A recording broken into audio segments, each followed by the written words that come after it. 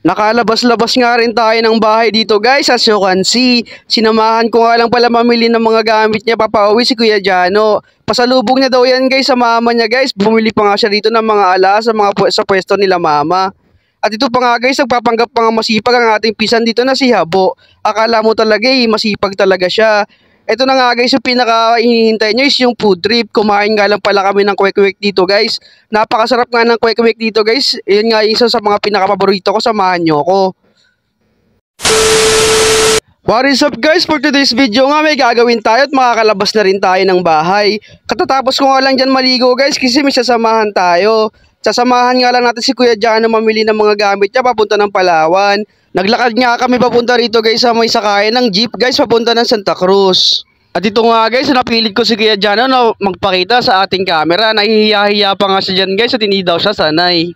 At dito nga guys, nakasakay na kami ng jeep yun. Wala pa nga nakasakay dito sa jeep guys. Kaming dalawa pa lang ni Kuya Jano. Nagpintuan nga lang pala kami ni Kuya Jano guys dito tungkol sa ML habang hindi pa umaalis yung aming jeep. At ayan nga guys, medyo mabagal yung takbo ng ating jeep kasi yung sa unahan namin is medyo traffic. At dito nga guys, nakakababa na kami dito ng jeep at papunta na kami kay La Mama. Pupunta nga pala kami sa pwesto nila Mama guys para magtanong kung saan yung bilihan ng mga murang damit na pampasalubong ni Kuya Jano sa Palawan. Inutusan nga pala ni Tita guys si Kuya Jano guys sa bumili ng damit para regalo daw sa mga customer nila sa may tindahan nila. Isa nga pala sa mga sikreto dati ni Kuya Jano guys, isa siyang heart club sa may Palawan guys. Marami nga palang niloko yan sa Palawan guys ng mga babae.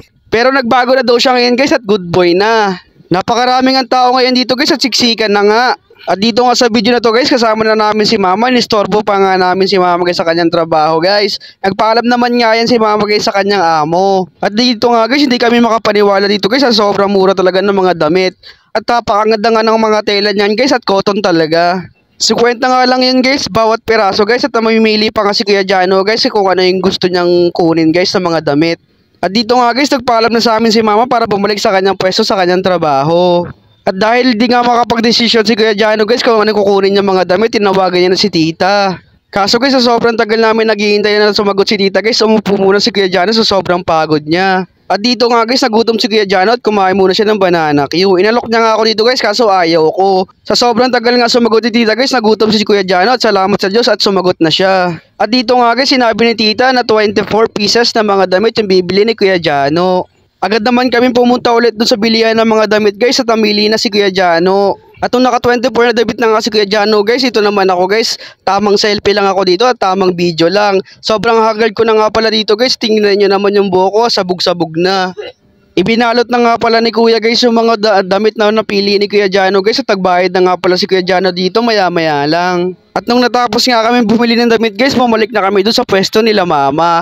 Dito nga pala nagtatrabaho guys si Mama guys at sobrang lakas ng binibenta nila dito mga alahas. Tamang ngiti nga lang si Mama guys kasi maraming bumibili sa kanila ngayon. Sobrang lakas kasi ng tinitinda nila lalo na pag December. Agad ko nga nilipat dito guys at nakita ko dito si Ate Dayan at si Habo. Ay ito nga yung magkaibigan guys sa Maroropok at dalandala na. At dito guys, nagsisipag-sipagan dito si Habo guys, kala mo talaga tunay. At nung natapos nga kaming bumili ng alas sa pwesto nila Mama guys, at bumili naman kami dito ng aming kakainin sa bahay. Ito nga yung napagdesisyon na namin guys ni Kuya Jano na kainin ngayon is yung kwek-kwek. Paki-comment below naman guys kung anong tawag sa inyo nitong kwek-kwek. Agad lang ang niluto dito ni Kuya guys yung kwek-kwek guys kasi hindi namin dito kakainin guys, balak namin kainin to sa bahay na. Naghintay nga lang kami ng 15 minutes guys para maluto lahat ng pinorder namin ni Kuya Jano.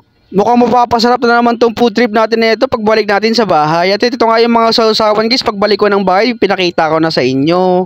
Yung sausawan nga pala na napili ko dito guys is yung matamis at saka yung may suka na maanghang. Napakasarap nga talaga dito ng kwek-kwek guys, lalo na mainit pa siya. At kung umabot ka sa dulo ng video na to guys, paki-like and subscribe naman ang ating YouTube channel. At don't forget to follow my FB page guys. Hanggang dito na lang to video na to guys. Thank you!